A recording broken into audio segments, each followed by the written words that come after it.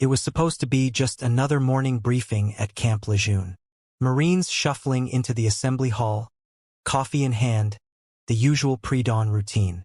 But what happened next would shake the entire military command to its core.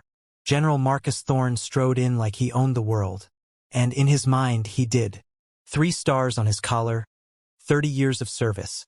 A reputation for being ruthless, uncompromising, and according to whispers in the ranks, a man who believed women had no place in combat roles. He was old school, dangerously old school. That morning he spotted her, Captain Sarah Chin, standing near the back, her dark hair pulled into a regulation bun, eyes forward, posture perfect. She was new to the base, recently transferred in, and Thorne had been looking for an opportunity to make an example, to remind everyone who was in charge. He walked straight up to her, his boots echoing in the suddenly silent room. Every eye turned, every conversation stopped. The air itself seemed to hold its breath. "Captain," he said, his voice dripping with contempt. "Is this what passes for regulation now?" Before anyone could react, he reached out and yanked her hair tie free, letting her hair fall loose around her shoulders. "Pathetic. You think you can serve with the real warriors looking like this?" The room erupted into shocked murmurs. Some Marines looked away, uncomfortable. Others watched, horrified. But Sarah Chin? She didn't flinch, didn't move.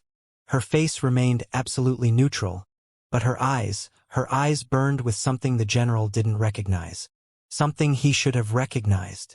"General," she said calmly, her voice cutting through the chaos, "I suggest you remove your hand." He laughed, actually laughed. "Or what, Captain? You going to file a complaint?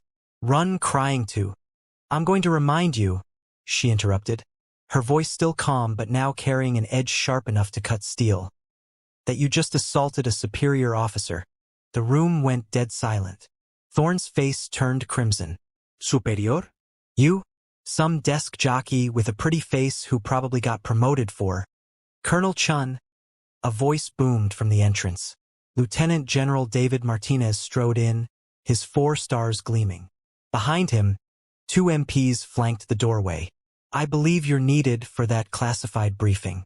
Now, the confusion on Thorne's face was almost comical. "Colonel?" "She's wearing captain's bars, I saw." "Cover identity, General Thorne," Martinez said coldly. "Colonel Sarah Chun commands Phantom Unit. Black Ops.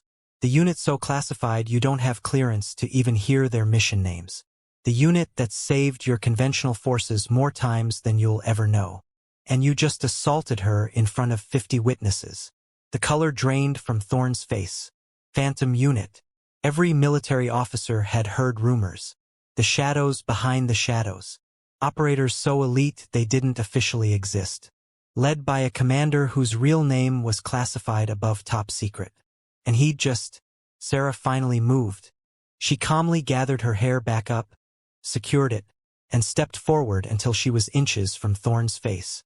"I wear captain's bars when I'm on regular basis, General, because my actual rank draws questions. Questions about units that don't officially exist. Missions that never happened. Operators who are ghosts." She paused. "I've led 73 operations behind enemy lines. Lost 3 team members in 12 years. Saved thousands of lives. And I did it while men like you questioned whether I belonged." Thorne opened his mouth, but nothing came out.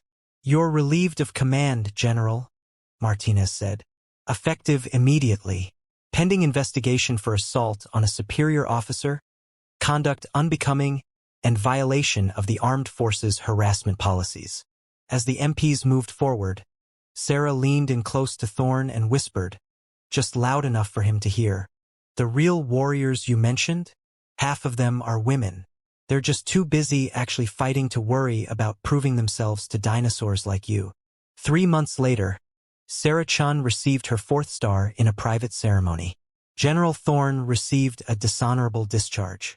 And every female Marine who heard the story stood a little taller, knowing that excellence, not gender, determines who commands the shadows.